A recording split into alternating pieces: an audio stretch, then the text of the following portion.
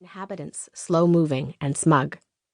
I did not want to sit in coffee shops waiting for friends to finally drift in 30 minutes late. I did not want to check out The Secret. I did not want to quit eating refined sugar or have my chakras read or attend workshops to learn lion's breath. I did not want to do a master cleanse. There were other problems, too. After completing a master's degree, I was $60,000 in debt and trying to make my living as a freelance journalist. It was difficult to pay rent, and at times even to buy groceries. I hadn't planned for this state of affairs. During grad school, studying English Lit, I had joined the staff at the student newspaper on a whim, largely because one of its editors, now an acclaimed essayist and stand-up comic, penned a weekly column called Thank You, Screw You that was so insanely smart and funny, I felt compelled to get involved.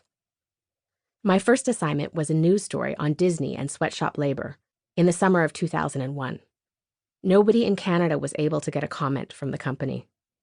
Late one night in the paper's cavernous basement office, I somehow got through to Disney's director of corporate relations, and he gave me an interview. The next day, I went to see my favorite professor, and she told me I should call up our local independent news weekly and offer to sell them the story. I did, and they bought it, and then after it ran, the news editor agreed to meet with me. "Do you want to do this?" he asked over coffee.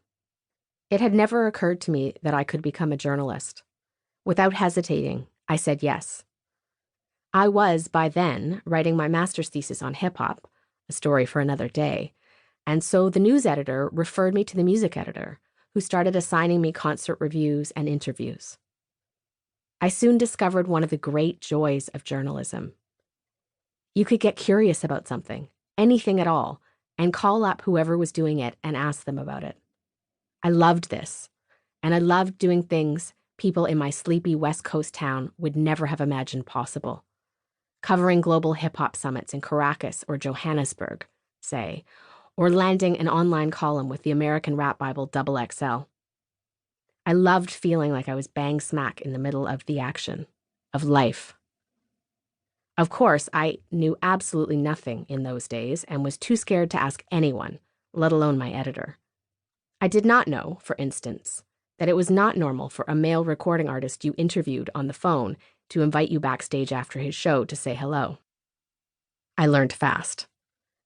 I did not know that you weren't supposed to spend your own money chasing down stories either, so I waitressed and sent myself to Manhattan to stand in the back of B.B. King's at 2 a.m, surrounded by semi-famous rappers, and to share vegan meals in the East Village with radical rap duos who were unfailingly polite. In the weeks leading up to the Second Gulf War, I was in New York again, this time writing a story about anti-war hip-hop.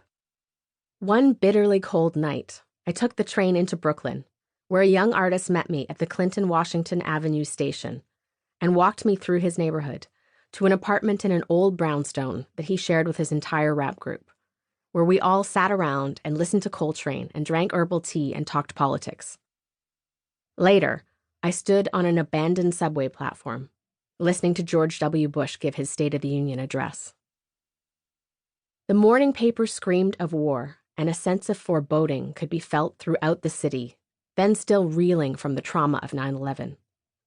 I recall one rapper telling me what it was like in the months after September 11th, how haunted everyone was, how you would sit in bars and hear snippets of the same conversation over and over again.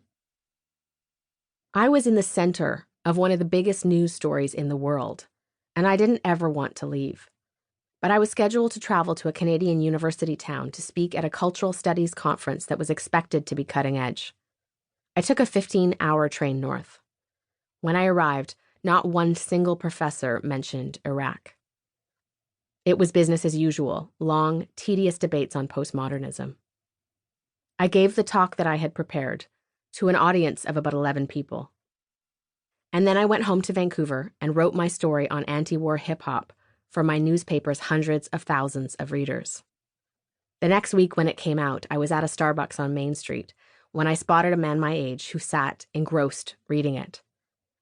My decision to leave academia was so easy as to barely be a decision at all. In the years after I became a full-time journalist, I scored bylines in newspapers like the Globe and Mail and the Guardian. To keep listening to this audiobook, I've left you a link in the description so you can do it at no cost thanks to Audible's 30-day free trial.